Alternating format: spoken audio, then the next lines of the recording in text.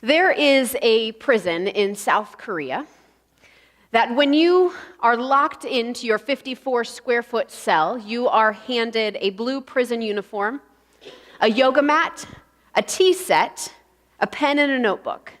And there is simply a small toilet in the room. Now, like most prisons, there's no talking to other inmates, and there are no cell phones. But unlike other prisons, you pay to go there. $90 will get you about 24 hours at the prison inside of me. And since 2013, when they began operations, the 2,000 plus inmates have mostly consisted of stressed out office workers and students seeking release. Now, some people might be a little bit wary of trying it out. Some people can't wait to get there and are getting ready to book their flight. But they say that once you have tried it, many of the inmates say, this is not a prison. The real prison is where we return to. We are desperate to detach from the demands of the world, and we are exhausted. I said to Josh in the middle of a yawn the other day, I said, I don't know why I'm so tired. And usually he looks at me and lists off all of the reasons that I might actually be tired. And he turned to me and he looked at me, serious as all get out on his face, and he said, you know that you say this every day, right? I love honesty. Hi, honey. And yet here's the thing, we relish our workloads. We boast and we brag in our busyness. You tell me how many reports to do, I'll tell you how many more I have to do. You tell me how many days off you took last year, I'll tell you the one less day that I took off last year, because we're dedicated, right? And yet we enjoy being angry at people who actually have good, restful experiences in their lives. I cannot believe my friend who just got a 1-week vacation all by herself. Oh, jeez. And some of you retired folk, you are the busiest people I've ever met. Our demands don't just have to do with work, right? It's our relationships, our family, our friends, it's money, it's our physical health. We have pressures on us from all different sides.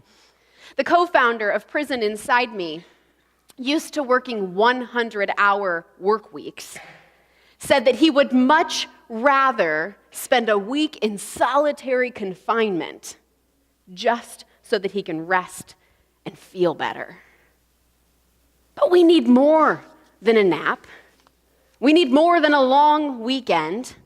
We need a minute, right? Or a whole lot of minutes, and we feel that deep within our souls. We need space, we need room to breathe, we need time to think. And so true Sabbath calls out to us. But it's often misunderstood. A lot of us would define it as our average Sunday schedule. I go to church, I turn on the game, I take a nap. That's Sabbath, right? Or Sabbath is a day off work or a diversion that we take. Or Sabbath just becomes another word for church. So I want to explore, what do we know about Sabbath? Jesse read for us our 2 different scripture passages. The first from Exodus, and it is where Sabbath is listed and commanded in the 10 Commandments. And it's the bridge that transitions us from the first 3, where we focus on God, to the last 6, where we focus on our relationships with others. It talks about inclusion. Sabbath is intended to be for all of creation, all people, all animals, the slaves, and the servants. A friend of mine tells a story. She had a Jewish roommate in college, and she said her friend would ask her to turn the lights off at night because she couldn't flip the light switches because she kept kosher. But it seems that we've missed the point when we're asking others to do the work for us. Sabbath is inclusive. It talks also about cessation, the stopping of work. There are no less than, initially, 39 things that you can't do on Sabbath. Interestingly enough, all of them have to do with the building of the tabernacle. So it's not like it's bad work, it's sinful work. This is the holiest of work, but God said, take a rest once a week. But again, it's not about the precision of the stopping of work. It's not about the legalism of it. There's a Jewish doctor who works in particular hospitals, and they can heal a patient on the Sabbath. But then there is what is called a Shabbat courtesy elevator. Have you heard of these? A Shabbat courtesy elevator stops on every floor of the hospital so that the Jewish doctors don't have to push the elevator buttons. We can heal a patient, but we can't push the elevator buttons. We get tied up in the legalism of it, right? Our New Testament scripture, Jesus offers this line: Sabbath is created to serve humans. Humans are not created to serve Sabbath. Jesus walks in and reinforces the commandment. He doesn't say, you don't have to rest anymore. I've come, no more rest, right? He comes in, he reinforces it, and then he refines it. He said, Sabbath is here for us, for our benefit. Not so that we can create all these rules to be followed and then all of these loopholes that we can navigate our way through. But it isn't enough to ask all of creation to stop its work. Because otherwise it just becomes a vacation or a coffee break or a day off. There has to be something else. Now, if you keep reading in the book of Mark into chapter 3, it's another instance of Jesus on the Sabbath, and there is a man who has a withered hand. And Jesus chooses to heal his hand on the Sabbath. Now, it's not a life-threatening illness, which may have been something that perhaps the Pharisees would have found excusable, but instead, Jesus simply wanted to give life abundant to this man, because that's what Sabbath is about. So often, we define Sabbath as the things we can't do. But the reality is that Sabbath is not intended to be tedious, but is instead to be filled with opportunities to be a life-giving, not a life-sucking, but a life-giving experience. A joy-filled opportunity available to all of creation.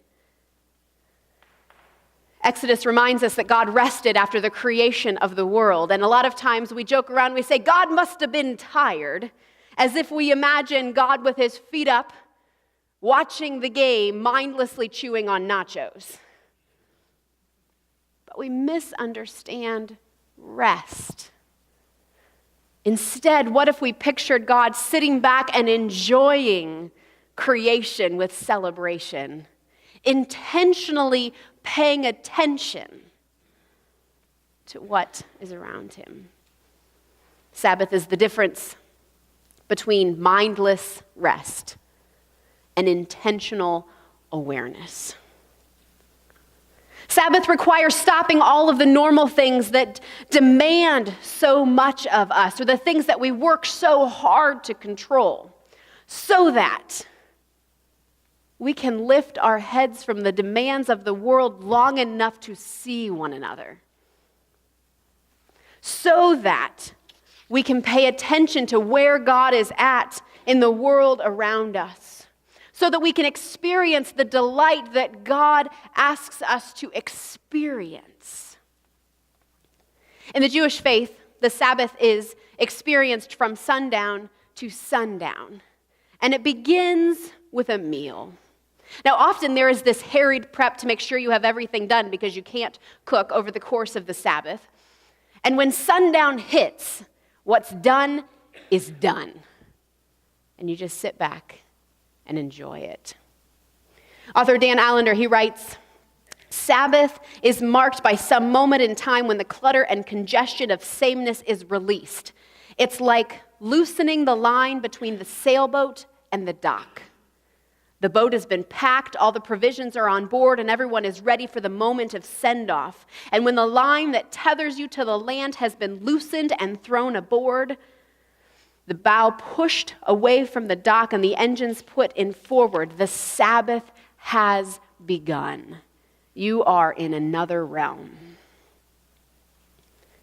Sabbath is a gateway to peace.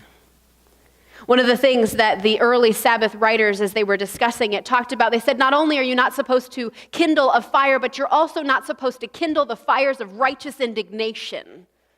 There is no anger, there is no tension. Some would argue there's no sadness on the Sabbath because it is about joy and delight. It is about strengthening relationships with God and with one another. It is about creating and participating in life-giving activities. And so the Sabbath asks, what brings you joy? Not a passing pleasure, not a mindless distraction, but that deep-seated joy, those things you think back to days, weeks, and months later that still bring you delight upon the remembrance of them. It comes in the form of conversations, of music, of art, of nature, of good food, relationships, taking a long drive, all of these things. Some tell stories of making music with friends into the late hours of the night. Some talk about the conversations that they've had about life experiences or the death of a parent. Some describe the delicious feasts that they have made whose descriptions would make you drool. One told of a particular Sabbath prep. They were planning to have Sabbath with friends, so they stopped at a music store. And he invited each of the people to select a CD and to select one that had a particular meaning to them, something that was a powerful moment for them. And he said after dinner, they sat down and they listened to the music that each of them had selected. They talked about why it was important to them, and they shared stories they hadn't heard from one another before, and they learned about one another, and they enjoyed good music. You see, the only parameter to guide Sabbath is delight. Will this be merely a break or joy? Will it lead my heart to wonder or to routine? Will I be more grateful, or will I just be happy that I got something done? It's like a country fair pig roast. After the judging of the calf competition, Allender writes about this. He says, the day is sticky warm, yet the first coolness of night is pressing out the heat, and it's time to sit back and compare notes about who got the blue ribbon this year. A fiddle begins its compelling tune. It's about good food, drink, music, conversation, and the remembrance of sitting with God in the garden. And it's important to talk about Sabbath not just for adults, but for kids too. If we think that the demands of the world are only upon the adults, we have not been paying attention. Not only do we have to help the kiddos find Sabbath, but we have to experience Sabbath with them. It's about paying attention to family, expressing love in tangible ways, perhaps setting aside the tech, learning about one another, and being fully present. Sabbath takes time. Sabbath takes intentionality. Sabbath takes being attentive and being diligent. And we have to be willing. We have to be willing to allow ourselves, as crazy as it sounds, we have to be willing to allow ourselves to experience joy and delight. It's interesting when you think about it. If there are demands upon your life of frustration, something going on, we know what to do, right? We get to work and we figure out how to solve that problem. Or we sit and complain about it, whatever works for us. But with joy and delight, there's not a thing you can do but sit back and enjoy it. We don't know how to just be. We're so used to just doing. And there has to be a willingness to allow the world to not need you for a minute. And I wonder if we aren't too available for one another, if we don't over-exaggerate our own importance to the rest of the world. Elton Trueblood writes in While It's Day, he says, a public man, though he's necessarily available at many times, must learn to hide. If he's always available, he's not worth enough when he is available. He says, I once wrote a chapter in the Cincinnati Union Station, but that was itself a form of hiding because nobody knew who the man with the writing pad was. Consequently, nobody approached me for 5 wonderful hours until the departure of the next train to Richmond. We must use the time we have because at best, it is never enough. The Sabbath gives us time, perhaps forces us to make time, to step away from all that pushes in on us so that we might learn to breathe again. Now, one of my goals throughout this series is to always help people walk away with practical steps. How do we do this? How do we practice this in our own lives? And quite honestly, Sabbath is wonderful and it is terrifying. This is the one I was most looking forward to in all of this, and it's a lot harder than it looks, and yet it isn't. Who of us is able to spend an entire day, to separate an entire day once a week with no demands, no schedules, no to-do list, nothing except sitting and enjoying and experiencing the joy and delight of God? There is a rhythm to Sabbath within the Jewish culture. There is about Wednesday, the preparation comes, and then we experience Sabbath Friday to Saturday, and then we enjoy Sabbath until about Tuesday, and then Wednesday we start to prep again, and then we prep until we get, it's this constant cycle that from the outset appears exhausting. And yet it's not about the legalism of it. It's how do we make the time that makes sense to us? Perhaps it's half a day, perhaps it's a couple of hours, perhaps it only happens once a month, but how do we create this space in our lives? And it's not even necessarily about the very specific things we do. One of the authors writes, do we include church as a part of our Sabbath? And he retorts, I feel a little tongue-in-cheek, only if church brings you delight. Intentionally creating experiences and practicing life-giving activities.